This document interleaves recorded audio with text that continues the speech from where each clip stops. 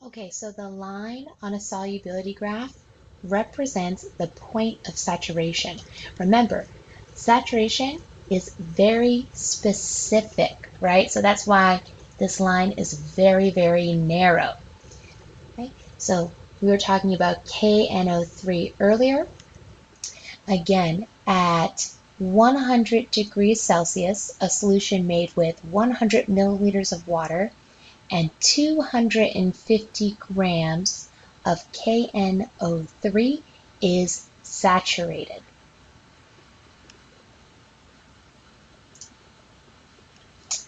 Take a moment now and label your solubility graph. The arrow is pointed to the line of saturation. So anytime you find a point along this line, that means the solution is saturated. Anytime you are at a point above the line, you are supersaturated. Anytime you're at a point below the line, you are unsaturated.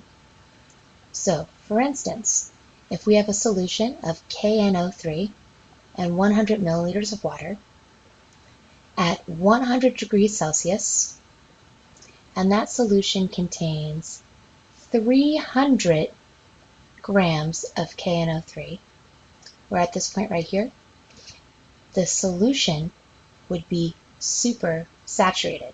So at 100 degrees Celsius, a solution with 300 grams of KNO3 is supersaturated.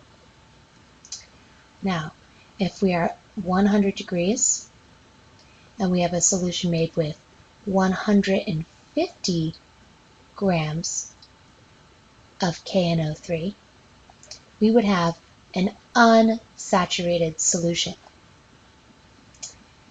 If I wanted to saturate the solution, I would have to add 100 more grams of KNO3.